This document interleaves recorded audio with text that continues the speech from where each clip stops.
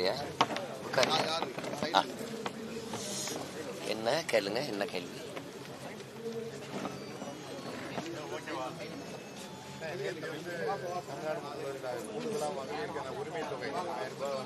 கொஞ்சம் அமைதியா இருக்கணும்.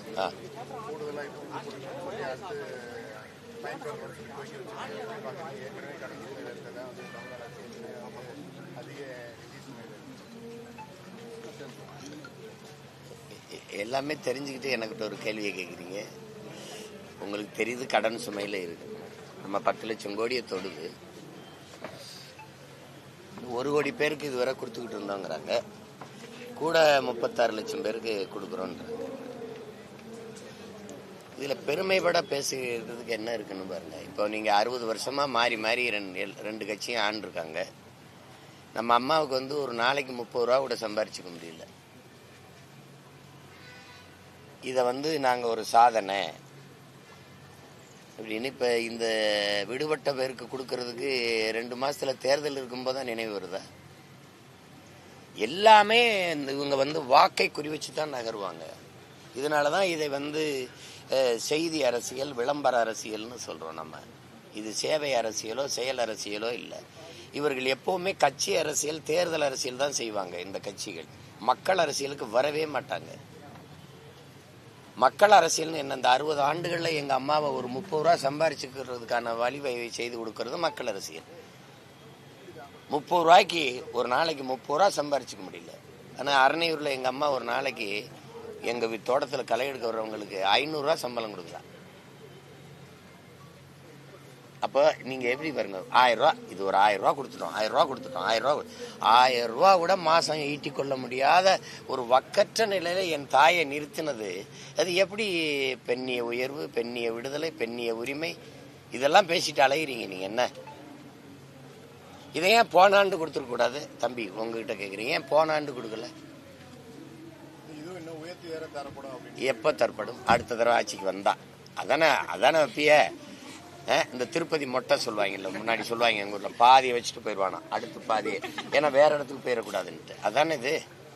மடிக்கணினியே பிப்ரவரியில கொடுப்பாரு, ஏன்னா மார்ச்ல தேர்தல். அதானடா. என்னைக்கு என் மக்களும் தெளிவடைய போறாங்க, விழித்து கொள்ள போறாங்கன்னு தெரியல. அதான் ஏமாறுகிறவன் இருக்கிற வரை ஏமாற்றுவன் இருப்பாங்கிறாங்க.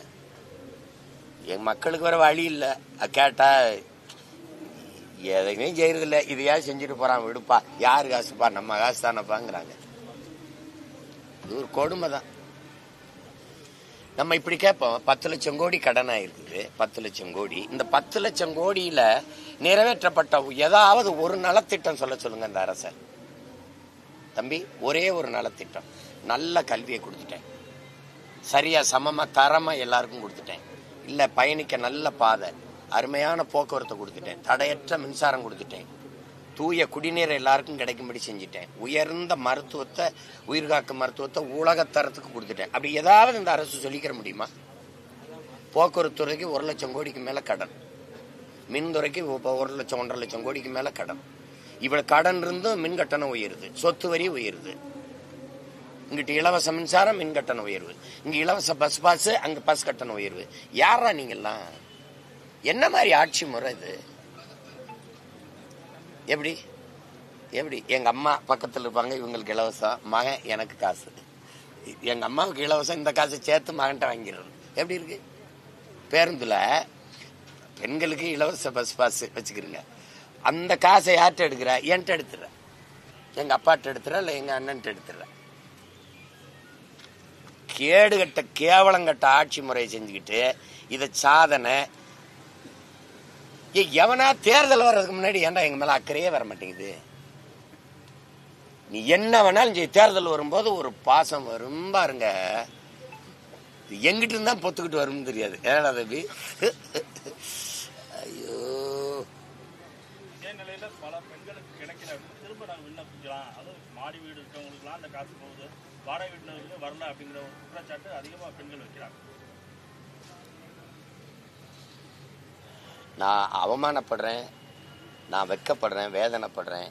இப்படிப்பட்ட இனத்துல, பெருமைக்குரிய என் இனத்துல என் தாய்களெல்லாம் இப்படி நிறுத்திடுச்சே இந்த திராவிட கட்சிகள், ஆட்சிகள்னு நான் வெட்கப்படுறேன், நான் வேதனைப்படுறேன். என்ன செய்யறது சொல்லுங்க? எங்க அம்மா 1000 ரூபாய்க்கு கையேந்திரத எந்த தன்மானமிக்க தமிழ் மகன் ஏற்பான் சொல்லுங்க? எந்த தாய்? என் தாய் வந்து 1000 ரூபாய்க்கு வரிசையில் நிக்கிறா. அதுலயும் ஒரு அம்மாலாம் காலையில வந்து சாயந்தரம் வரைக்கும் காத்திருக்கிற அமைச்சர் வந்து 1000 ரூபாய்க்கு கொடுத்துட்டு இல்ல. ஒரு கொடுமையான இது. இந்த நிலையை மாத்துறதுதான் மான தமிழ் பிள்ளைகளினுடைய முதன்மையான கடமையா இருக்கணும். அது ரொம்ப ரொம்ப கொடுமையானதுதான் இது. என்ன செய்யறது சொல்லுங்க? அதுக்காக நான் வருந்துறேன், அவ்வளவுதான் செய்ய முடியும். வேற ஏதாவது கேள்வி இருக்கா? உங்களுக்கு அதிமுக தரப்புல அவங்க சொல்றாங்க 5000 ரூபாய் தமிழக கொடுக்கணும் அப்படின்னு இபிஎஸ் பேசுறாரு. இந்த வேடிக்கை வந்து இது ஒரு பட்டிமன்றம். இது வந்து இவங்க ஆட்சியில் இருக்கும்போது ஐயா ஸ்டாலின் வந்து 2500 கொடுத்த கணக்கு வேற சரியா சொல்லுவாப்புல. என்னடா 5000 கொடுங்கன்னு அவர் சொல்றதும், இவங்க ஆட்சிக்கு வரும்போது 5000 கொடுங்கன்னு இவங்க சொல்றதும், எங்க இருந்து உங்க பரம்பரை சொத்தை விட்டு தெரியல தம்பி? ஏன்னா நீங்க சேர சோழ பாண்டிய பரம்பரை, நீங்க உங்க சொத்தை வித்துட்டு வர போறீங்க. அது இந்த கடனை வாங்கி கொண்டாந்து கொடுப்பா. அதுல எங்களுக்கு 5000 கொடுன்னு 5000 கொடுத்து இப்படி பார்ப்போம். நான் ஒரு இனம் சார்ந்த மகன், எனக்கு ஒரு தேசிய பண்டிகை வருது. ஒரே ஒரு பண்டிகை தான் பொங்கல். தமிழனுக்கு ஒரு பண்டிகை. இந்த பொங்கல் பண்டிகை கூட 1/2 கிலோ அரிசி, சர்க்கரை, கரும்பு இது கூட வாங்கிக்க முடியல. வேலைக்கு போற நான் கையேந்தி நிக்கிறேன், ஒரு வேலையும் செய்யாத நீ எனக்கு காசு கொடுக்குற. எங்க இருந்து வருது உனக்கு காசு? கொடுமை இதெல்லாம். நாங்க விளைய வைக்கிற நெல்லை வீதியில போட்டு முளைக்க விட்டுறது, அரிசி ஆந்திரால இருந்து வாங்கிட்டு வந்து எனக்கு தர்றது. ஏன் நெல்லை அவிச்சு அரிசியாக்குனா வராத?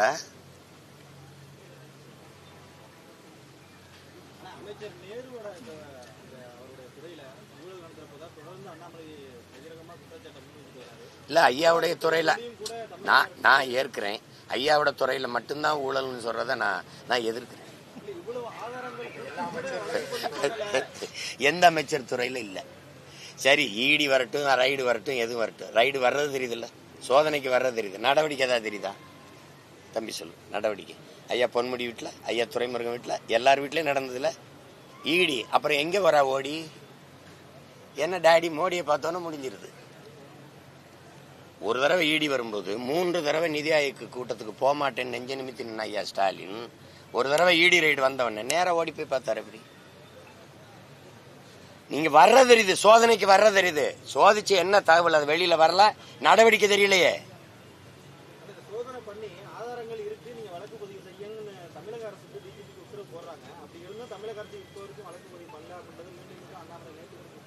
அவ்வளவு நேர்மையும் நீங்க தமிழ்நாட்டு அரசு கிட்ட எதிர்பார்க்கறீங்க இல்ல? நீங்க தமிழ்நாட்டில் தான் இருக்கீங்களா? என்னது இதெல்லாம்? என்னடா தங்கச்சி இதெல்லாம்? இவ்வளவு நகைச்சுவை உங்களுக்கு கூடாது தம்பி. அவ்வளவுலாம் நீங்க பேசக்கூடாது. வேற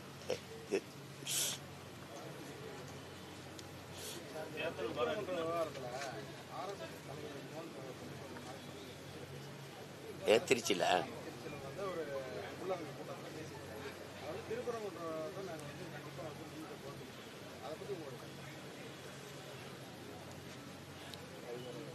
அவங்களுக்கு வந்து அரசியலுங்கிறது சாதி, மதம், சாமி. என்னைக்கு என் அன்பு மக்கள், என் அருமை சொந்தங்கள் ஒன்று கவனிச்சுக்கணும். சாதி, மதம், சாமியை பற்றி கவலைப்படுகிறவர்கள், அதை பற்றி சிந்திப்பவர்களுக்கு மக்களை பற்றி, நாட்டை பற்றி சிந்திக்க நேரம் இருக்காது, தேவையும் இருக்காது.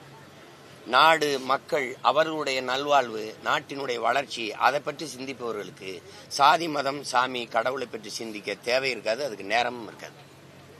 இதுதான் யதார்த்தம். இது நான் வணங்குற என் தலைவன் பிரபாகரன், என் முருகன் மேல ஆணையா சொல்றேன். இதுதான் சத்தியம். இதை நீங்க புரிஞ்சுக்கணும். நீ எனக்கு திடீர்னு என் முருகன் மேல உனக்கு பக்தி வருது? நான் அதே மலைக்கு கீழே திருமுருக பெருமிழா எடுக்கும்போது நீ எங்க போயிருந்த? நான் வெற்றி வேல்னு தூக்கும்போது நீ எந்த திசையில் இருந்த? இத்தனை ஆண்டுகள் இல்லாத திடீர்னு என் முருகன் மேல உனக்கு பக்தி வர காரணம் சொல்லு. ஏன் நீ போன ஆண்டு திருப்பரங்குன்றத்துல அதே மலை இருந்துச்சுல, அதே சுடரேற்ற தூண் இருந்துச்சுல, போன வருஷம் என்ன தீபம் இல்லையா, இல்ல தீக்குச்சி இல்லையா, இல்ல எண்ணெய் இல்லையா? 2 மாசத்துல தேர்தல் வருதுன்னா உனக்கு சேட்டை. மக்களை பற்றி சிந்தி. எத்தனை வீடுகள் நீ சொல்ற சோக்கால்டு இந்து எத்தனை வீட்டுல விளக்கறியாம இருக்குது, பசி, பட்டினி, வறுமையில. அந்த விளக்கை ஏத்த நீ சிந்திக்கல, மலை மேல விளக்கு ஏத்துறன்ற. கேட்டா 100 ஆண்டு கனவு, 100 ஆண்டா ஒரு விளக்கத்துறது கனவு கண்டுகிட்டு இருந்தியா நீ? ஒரே ஒரு கேள்வி கேட்கிறேன் இந்த பெருமக்கள்கிட்ட, முருகன் சிவன் இந்து கடவுளா? யார் என்னோட தர்க்கத்துல நின்று ஜெயிக்க போறது சொல்லுங்க? முருகனும் சிவனும் மாயவனும் இந்துவா? உங்க பெருமாளே சொல்லுவோம், உங்க கிருஷ்ணரை இந்துவா? இந்துவா சொல்லு. நீ கடவுளை மதம் மாத்தி வச்சுக்கிட்ட. முருகன் இந்துவா? அது முருகனுக்கு தெரியுமா? யாராவது சொல்லுங்க. முருகன் இந்து கடவுளா சைவ கடவுளா? திடீர்னு தேர்தல் வரும்போது எல்லாருக்கும் உங்களுக்கு பாசம் வருது முருகன் மேல. இந்த கோயிலுக்குள்ள நடக்கிற திருட்டை கண்டுபிடிச்சு சொல்ல, அறநிலையத்துறையில ரொம்ப நேர்மையா நடக்குதா? ஒரு ஊழலும் நடக்கல, ஒன்னும் நடக்கல.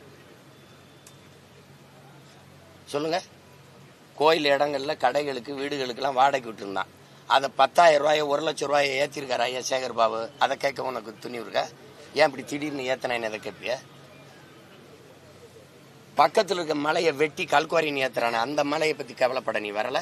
இந்த மலையில தான் முருகன் இருக்கானா? குன்று இருக்க இடமெல்லாம் குமரன் இருக்கிறான்னா இந்த திருப்பரங்குன்றத்துல இருக்கானா? இந்த நாடங்களும் வெட்டி ஏத்துறானே என் மலை, அங்கெல்லாம் குமரன் இல்லையா? சொல்லுங்க. அந்த மலைக்கு நீ போராட வரல. ஒருவேளை இதையும் கல்குவாரி ஆக்கிட்டாருன்னு வச்சுக்கிறோங்க ஐயா ஸ்டாலின், அப்ப போராட வருவியா? உனக்கு அரசியல் இல்ல, சாதி மதம், சாதியை கட்டி பிடிச்சிட்டு அழுகுற. மக்களின் பிரச்சனைக்கு ஒண்ணு நின்றுக்கேன்னு சொல்லு. இவ்வளவு பேர் இவ்வளவு தலையிடுறீங்களே. என் மீனவன் கடலுக்குள்ள மீன் பிடிக்கிற உரிமை இழந்து நிக்கிறான், நீ அதுக்கு போராட வந்தியா? காவிரி நதி நீருக்கு நாங்க ஒவ்வொரு தடவையும் கையேந்தி நிக்கிறோம், அதுக்கு அந்த உரிமையை போராடி பெற்றுக் கொடுக்க வந்து நின்னியா? எந்த இடத்துல எனக்காக நின்றுக்க நீ? திடீர்னு முருகன் வந்துட்டு அயோத்தியில ராமரை வச்சு அரசியல் செஞ்சு பார்த்த, அது எடுபடல. ஏன்னா கோயிலை கட்டினவுடனே பிரச்சனை முற்றுப்பட்டுருச்சு, அதான சத்தியம். இப்ப யாரும் அமர் ஜெய் ஸ்ரீராம் பேசுறது இல்ல, ஏன் சொல்றது இல்ல? ஏன்னா எந்த அயோத்தியில ராமர் பிரச்சனை இந்த கோயிலை வச்சுக்கிட்டு நீ அரசியல் பண்ணிட்டு இருந்தீங்களோ அதே இடத்துல அகிலேஷ் யாதவ் ஒரு தாழ்த்தப்பட்ட மகனை நிறுத்தி பொது தொகுதியில உங்களை தோக்கடிச்சிட்டான். செத்து போச்சு உங்க அரசியல். அதுக்கப்புறம் பூரி ஜெகநாத்துக்கு போனீங்க, ஒரிசாவுக்கு ஐயப்பனை போய் எடுத்தீங்க, அது அங்க வேலை நடக்கல. இப்ப என் முருகனை தொட்டுக்கிட்டு இருக்கீங்க. நீ என்ன குன்னக்குடிக்கு அண்ணா கபடி எடு, தலைகளன்னு தண்ணி குடி, முருகான்னு கத்து, என் பாட்டை முகம் வரும். அதுக்கப்புறம் பேரன் என் முகம் தான் வரும். ஏன்னா முருகன் எனக்கு இறைவன் இல்லை, என் மூதாதை, என் ரத்தம், என் சொந்தம், என் இன கடவுள், அவன் இன இறைவன். திடீர்னு நீ முருகன் மேல பாசம் எங்களுக்கு சொல்லி கொடுக்குறியா? முருகனை என்ன செஞ்சிருக்கணும்? இரு சமூகத்தார், நீங்க சிக்கந்தர் தர்காவா, நீங்க அங்க கொண்டாடுங்க, இதையும் கொண்டாடுங்க. என் மக்கள் எல்லோரும் சமமா தான். ஏன் எங்க இந்து கடவுள்கள் பேரணி போகும்போது எங்க இஸ்லாமிய மக்கள் வாழ்த்தி வரவேற்றதெல்லாம் நீங்க பாக்குறது இல்லையா? இஸ்லாமிய எங்க அரேபியால இருந்து இங்க இறங்கி வந்தானா? இல்ல என் சொந்தக்காரன் தான் வேறி இருக்கான், மாறி இருக்கான். சொல்லுங்க.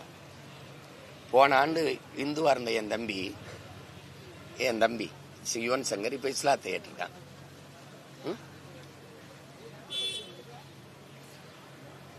அப்ப யாரு அவன் என்ன சொல்லுவீங்க? அரேபியால இருந்து வந்தான், பங்களாதேஷ்ல இருந்து வந்தான்னு சொல்லுவியா நீ? தமிழர்கள் நாங்கள் இறை வழிபாட்டிற்காக இஸ்லாத்தை ஏற்றிருக்கிறோம். இஸ்லாமியர் நாங்க தமிழர் ஆகல, தமிழர்கள் நாங்க ஏற்றிருக்கிறோம். ஓர் இறை அல்லாவை ஏற்று, நபி மொழியை ஏற்று, ஓர் இறை அல்லாவை ஏற்று நாங்கள் இஸ்லாத்தை ஏற்றுக்கிறது எவ்வளவு சத்தியமான உண்மையோ அப்படி எங்கள் முன்னோர்கள், எங்கள் இன மூதாதை முருகனுங்கிறது உண்மை. அதுல யாரு எதுக்குறமா? நீ முருகனை வழிபடாதீன்னு யாரும் எதுக்குறாங்களா? யாராவது போறாங்களா? பிரச்சனையை நீ உண்டு பண்ணி அதன் மூலமா ஒரு அரசியல் அறுவடை செய்யணும்னு நினைக்கிறேன். நீ உண்மையிலே பக்தி இருந்தா போன ஆண்டு ஏற்றிருக்கலாமே. நீங்க முருகனுக்கு மாநாடு போகும்போது ஏற்றிருக்கலாமே. சரி, போன ஆண்டு முருகனுக்கு மாநாடு போட்டியல்ல, அடுத்த ஆண்டு போடுவீங்களா? ஏன்னா தேர்தல் முடிஞ்சிடும். 29 போடுவீங்க. 29 தேர்தல் கிட்ட வருதுல போடுவீங்க. வேலை யாத்திரை என்ன நேத்த முருகன் வேலை கெடுத்துட்டு வந்தாப்லையா? இத்தனை வருஷமா வேலை அவர்கிட்ட கையில் இல்லாம அடமான வச்சிருந்தாப்லையா? எதை வச்சு அரசியல் செய்யறதுன்னு ஒண்ணு இல்லையா? சொல்லுங்க. நான் அதை வெறுக்கிறேன். அந்த இடத்துக்கு நான் வரல. வழிபடுற தெய்வமாக தான் இருக்கணும். அதை வச்சுக்கிட்டு அது அரசியலுக்கு ஒரு பிரச்சனையாக்கக்கூடாது. அதை நான் தவறுன்னு தான் சொல்கிறேன். அது ஐயா அப்படி சொல்லியிருக்கக்கூடாது. அதை என்ன சொல்லியிருக்கணும்னா, இரு சமயத்தாரில் இருக்கிற பெருந்தலைவர்களை அழைச்சி அரசுக்கு என்ன பரிந்துரை வச்சிருக்கணும்னா, அழைச்சி பேசி இந்த பீஸ் கமிட்டிங்பாங்களா, அது மாதிரி ஒரு சமாதான நல்லிணக்க குழுவை வச்சு பேசி இருமத வழிபாடுகளையும் அங்கே நடக்கிற மாதிரி நீங்கள் ஏற்பாடு செய்யுங்க, அது அரசுக்கு பரிந்துரைக்கிறேன்னா அது போற்றத்தக்கது. அதை விட்டு தமிழ்நாடு காவல்துறை ஒத்துழைக்கிறான்னு சிஎஸ்எஃப் நீ மத்திய என்ன சொல்றது சர்வீஸ் ஃபோர்ஸை தூக்கி நீ அதை வச்சுக்கிட்டு ஏத்து அப்படின்னா, நாளைக்கு அங்கே ஒரு கலவரம் வந்துருச்சு, அங்கே ஒரு பிரச்சனை வந்துருச்சு, வீட்டில் பிரச்சனை வந்துருச்சு, அரசு பொறுப்பு இருக்குமா? சட்டம் ஒழுங்கு பிரச்சனைக்கு நீதிமன்றம் ஏன் இருக்குமா? காவல்துறை நடவடிக்கை தவறுனாலதான் இவ்வளவு பிரச்சனையே வருது.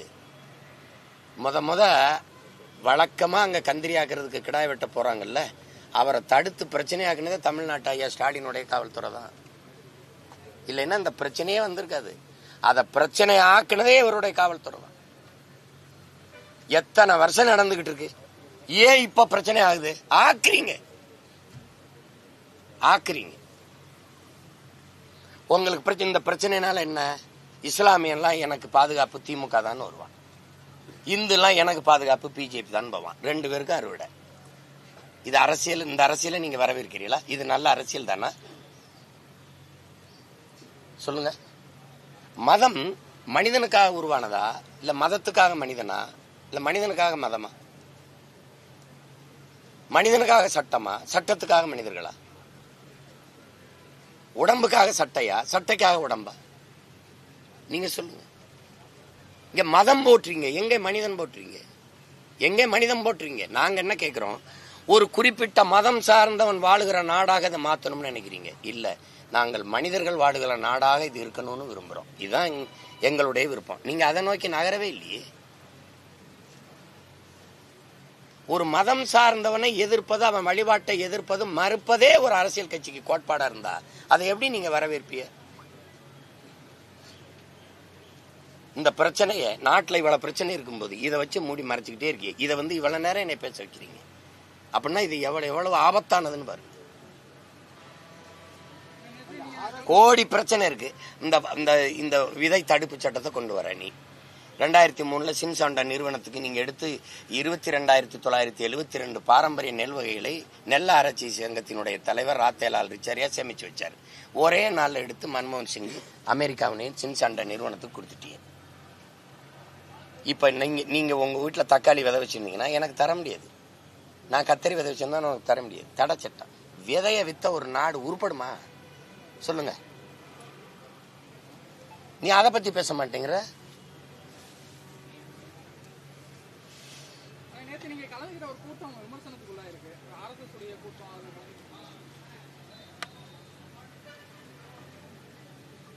அப்புறம் கலந்துகிட்டு பிறகு விமர்சனம் கூட இல்லைன்னா அப்புறம் சொல்லுங்க. தம்பி, ஆர்எஸ்எஸும் திராவிடர் கழகம் போல ஒரு சமூக இயக்கம் தான் சொன்னது நானா அவங்களா? அது ஆர்எஸ்எஸ் இயக்கம். அதெல்லாம் விஜில்னு ஒரு இலக்கிய அமைப்பு. பாரதிய பேசுனாங்க. பாரதிய நான் எங்கேயும் பேசுவேன். பாரதி இருக்கான்ல, பாரதி இருக்கிற இடத்துல, பாரதினா தமிழ் இருக்கு, தமிழ்ங்கிறது என் தாய் இருக்கிற இடத்துல மகன் இருப்பேன். அவ்வளவுதானே. நாளைக்கு திமுகவை அல்லது திராவிட இயக்கத்தை பாரதியை பத்தி ஒரு கூட்டம் போட சொல்லி போய் பேசுறேன். 12 வருஷம் திராவிடர் கழக மேடையில பேசின அப்ப உனக்கு இனிச்சத ராஜ்நாத் சிங் உங்க அப்பாவோட காசு வெளியிட வரும்போது பாரதிய ஜனதா 5 ஆண்டுகால ஆட்சியை, நிலையான ஆட்சியை கொடுத்து இந்தியா முழுமைக்கும் தன்னுடைய கிளையை பரப்புவதற்கு உதவியா இருந்தவர் ஐயா கருணாநிதினு ராஜ்நாத் சிங் பேசினதற்கு ஒய்எம்சிஏ மைதானத்துல போட்டு காட்டவா? இன்னைக்கு வேர்ல்ட்ஸ் ஒரு இது திறக்குது இல்ல, அதுல உங்க அமைச்சர் அம்மா நிர்மலா சீதாராமன், மத்திய அமைச்சர் இணையமைச்சர் எல்முருகன் பங்கேற்கிற விழாவில் உங்க அமைச்சர், எங்க அண்ணன், உங்க ராஜ்யசபா உறுப்பினர் கமலஹாசன் பங்கேற்கிறாரு. இதுக்கு கருத்து எங்க போய் நிக்கிறேன்னு பேசாத, என்ன பேசினேன்னு பேசு. என் தாய் சாக கிடந்தா, என் தாய் அறிவார்ந்த தம்பிதங்களை புரிஞ்சுக்கணும். என் தாய் சாக கிடந்தா. யார்? தமிழ் தாய். ரத்தம் கொடுத்தாதான் காப்பாற்ற முடியும். அப்ப ஒத்தை மகன் வந்து மொத்த ரத்தத்தையும் கொடுத்து என் தமிழ் தாயை காப்பாற்றிய ஒரு மகன் உண்டென்றால் அது இந்த மண்ணுல பாரதி. போய் படி. அதுல உய்வகை காட்டும் உயிர் தமிழுக்கு சொல்றான். உயிர் தமிழுக்கு புதுநெறி காட்டிய புலவன் பாரதின்னு என் தாத்தன் பாரதிதாசன் பாடுறான். சும்மா கிடையாது.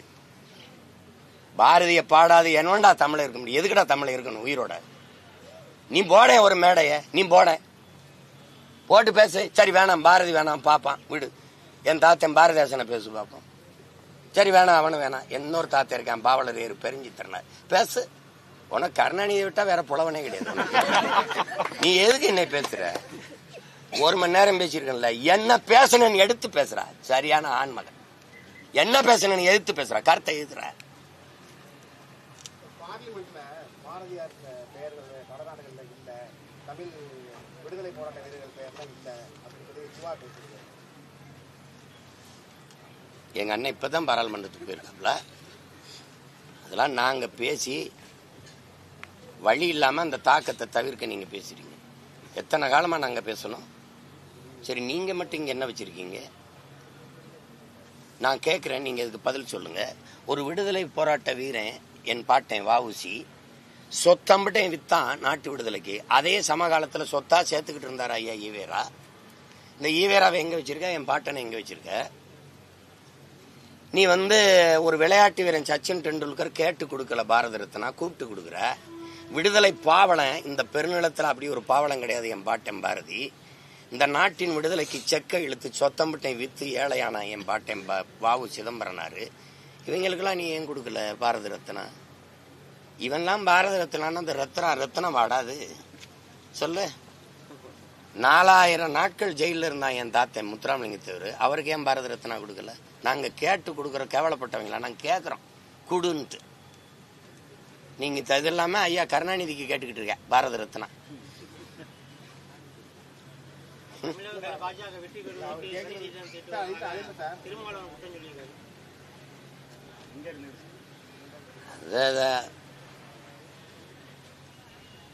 பாரதிய ஜனதாவுக்கு சதி திட்டம் தீட்டி கொடுக்கறதே திமுக தான். இந்த பிரச்சனை இருந்திருக்காது. இப்ப நான் முதலமைச்சர், சீஃப் மினிஸ்டர் ஆஃப் தமிழ்நாடு, இந்த பிரச்சனையே வந்திருக்காது. பேசியிருக்க போறது இல்ல. புரியுதா? நீங்க பிரச்சனையை உருவாக்குனது யாரு?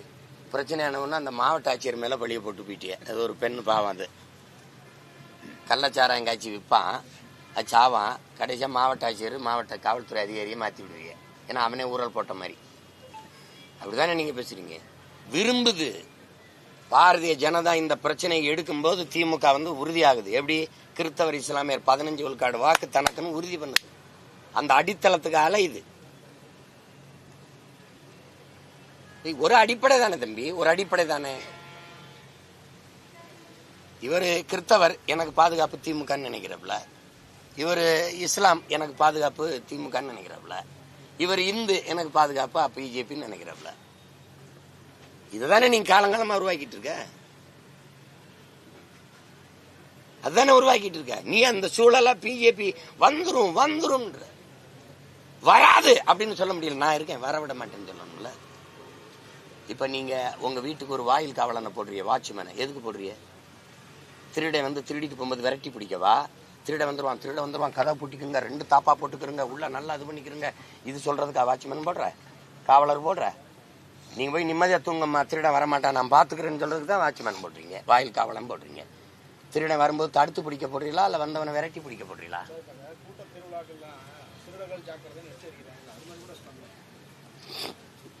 அப்படின்னா அவங்க தான் நெஞ்சில மாட்டிக்கணும் திராவிடர். நாங்க திருடர்கள் ஜாக்கிரதை. என்னடா பிவேர் ஆஃப் டாக்ஸ், நாய்கள் ஜாக்கிரதைன்னு வீட்டு வாசல போடுற மாதிரி திமுக காரங்க தான் நெஞ்சில மாட்டிக்கணும். திருடர்கள் ஜாக்கிரதை பார்த்து. எப்படி சார்? எப்படி நாங்க திருட வரோம் செம்படுத்து உள்ளவங்கன்னு அவங்க தான் சொல்லிட்டு வரணும். ஒரு வீர மகன் பிஜேபி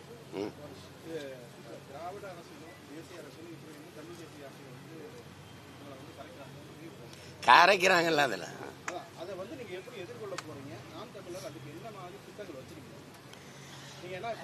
நீங்க நான் ஒன்று கேட்குறேன் பாருங்க. இப்போ திருப்பரங்குன்றத்தில் ஒரு பிரச்சனை அப்படின்னா என்கிட்ட கேட்க வேண்டியது இருக்கு. இப்போ விளைநிலங்களை பறிக்கிறான் சிப்காடு தொழிற்சாலைன்னா மக்கள் என்னை கூப்பிடுறாங்க. அங்கே வீடை இடிக்கிறான்னா ஐயா சீமா வாப்பா அப்படின்னு கூப்பிடுறாங்க. அங்கே எந்த பிரச்சனை இந்த மண்ணுக்குள்ள வருதோ அப்போலாம் இந்த தமிழ் தேசியம்னு நிற்கிற இந்த தமிழ் பிள்ளைகளை கூப்பிட வேண்டிய தேவை இருக்குன்னா பிரச்சனை எங்களை வளர்க்குது, பிரச்சனை எங்களை நோக்கி மக்களை தேடுது. இந்த பிரச்சனையை பிரசவித்தவன், இந்த பிரச்சனையை மக்களுக்கு கையளித்தவன் நாள்தோறும் போராட்டம், ஆசிரியர்கள் போராட்டம், தொழிற்சங்கம், போக்குவரத்து தொழிலாளர் போராட்டம், மீனவர் போராட்டம், இந்த மருத்துவர்கள் போராட்டம், செவிலியர் போராட்டம், எல்லா போராட்டத்தையும் கையளித்தது இந்த கட்சி ஆட்சிகளா இருக்கு. அந்த மக்கள் கவலையோடு துன்பத்தோடு துவண்டு கையில மனுக்களோடு கண்ணீரோடு நிக்கிற மக்களுக்கு கை கொடுத்து தோல் கொடுத்து நிக்கிறதுக்கு பிள்ளைகள் வேணா அது நாங்களா தான் இருக்கோம். அதனால காலம் எங்களை வளர்க்குது, என் மக்கள் எங்களை தேடுறாங்க. ஏன்னா பிரச்சனைகளை என் மக்களுக்கு இந்த கட்சிகள் 60 ஆண்டுகளா அதை தவிர எதையும் கொடுக்கல. அப்படின்னா நான் இதை செய்யல, காலம் பிரசவித்து எங்களை வளர்த்து போகுது. அதனால இது நாங்க இந்த வேலையை விரும்பி செய்ய வந்தில்ல, நான் படம் எடுத்து பழகி தான் வந்தேன். என்னை இந்த இடத்துல இறக்கி விட்டது இது காலம், வரலாறு. இந்த பணியை எங்களுக்கு கையளிச்சிருக்க செய்யறோம். அதனால நீ இந்திய அரசியல் தடுக்கிறது, திராவிட அரசியல் தடுத்தான் பார்த்த. நான் போட்டியிடுறேன்னே நீ சொல்லல, இப்பவும் சொல்ல மாட்டேன். மும்முனை போட்டின்ப, அதுல ஒரு சந்தேகம் இல்லை. அவங்களுக்குள்ளதான் போட்டி. எங்களுடைய அரசியலுக்கு எங்களுடைய கோட்பாட்டுக்கு இந்திய பெருநிலத்திலே போட்டி கிடையாது. நீ சொல்ல மாட்ட, என்னை கணக்கிலே வைக்க மாட்ட, என்னை நிராகரிப்ப, புறந்தள்ளுவ. ஆனாலும் நாங்க வளர்ந்துகிட்டே வருவோம். அப்ப என்னாச்சு? நீ வாக்குக்கு காசு கொடுக்காம தேர்தலை சந்திப்பியா? நீதான் நல்லாட்சி கொடுத்த நாயகனாச்சே, நீதான் 60 வருஷம் ஆட்சியில் இருந்தவனாச்சே, நீதான் பெரிய கட்சியாச்சே, 10 கட்சி கூட்டணி வச்ச பரம்பரையாச்சே. ஏன் நீ ஓட்டு காசு கொடுக்காம என்னோட நாங்க சின்ன பசங்க தானே. தெய்வம் ஒரு வேட்பாளர், எங்க தங்கச்சி ஒரு வேட்பாளர், இருங்க வேட்பாளர். எளிய பிள்ளைகள் ஒன்னும் கிடையாது, ஒண்ணுமே கிடையாது. இப்ப எங்களோட நீ காசு கொடுக்காம பாப்போம். நீ தொகுதியை விலை கொடுத்து வாங்குற, நீ மக்களுக்கு சேவை செஞ்சிருந்தனா, நன்மதிப்பை பெற்றிருந்தனா மக்கள் தாங்களாக உனக்கு வாக்கை தருவார்கள். நீ வாங்குற, நாங்க வாக்கை பெறுறோம். புரியுதா உங்களுக்கு? அதனால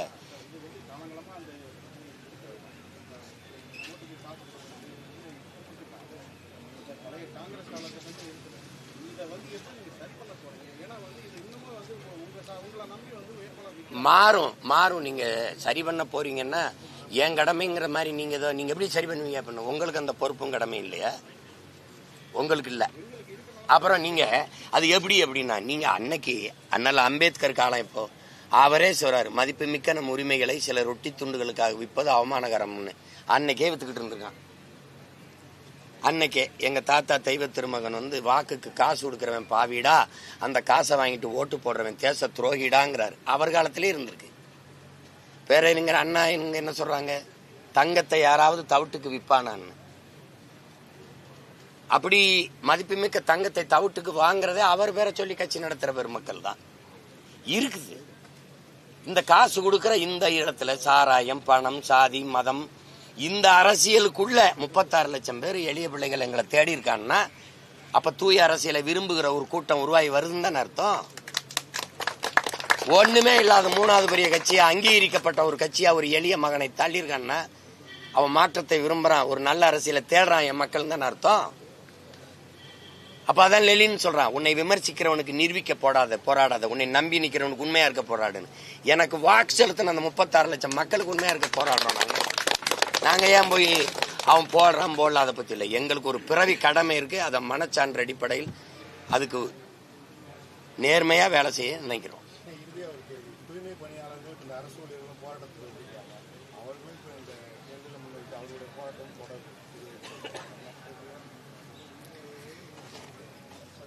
அதுதான் நீங்க ஒரு துப்புரவு பணியாளர்களை கூட தன் வயத்துல வச்சுக்க முடியல அரசு. அது தனியாருக்கு தாரைவா இருக்குது. கடைசியா அவங்களுக்கு கொடுத்துட்டு சோறு நான் போடுறேன்னு சொல்லுது. மக்கள் காசுல அரசு காசுல சோறு போடுது. நான் துப்புரவு பணியாளன், இவருக்கு உழைப்ப கொடுத்துட்றேன், சோறு அரசு எங்க மக்கள் காசுல போடுறேங்குது. ஒரு கிலோ குப்பை எல்லாம் 12 ரூபா. ஒரு கிலோ குப்பைக்கு 1 கிலோ குப்பை எல்லாம் 12 ரூபா செலவு பண்றீங்களா? 270 கோடி செலவு பண்றீங்க மாசத்துக்கு. ஆனா நாடு ஏன் இவ்வளவு குப்பை மேடா இருக்கப்போ? இந்த குப்பை அள்ளுற பணியாளர்கள் கூட தன் வயத்தில் வச்சுக்க முடியாது, தனியார் முதலாளி கொடுக்கணும். இந்த முதலாளிக்கு 2700 கோடிக்கு ஒப்பந்தம் கொடுக்குறீங்க இவருக்கு. இவர் இந்த 2700 கோடியும் அப்படியே செலவு பண்ணி துப்புரவு பணியாளர்களை பராமரித்து நாட்டை தூய்மை நாடா மாற்றிடுவாரா? சொல்லுங்க. அப்ப எதை தான் அரசு வச்சுக்கிறோம்? அதனால அவங்க தனியார் முதலாளிகிட்ட ஒப்படைக்காத எங்களை அரசு பணியா வை அப்படின்னு கேட்டு போராடுறாங்க. அந்த போராட்டத்தில் நானும் பங்கேற்றேன், அவர்களுக்கு ஆதரவாக நின்னேன். இது பயன் என்ன இருக்கு?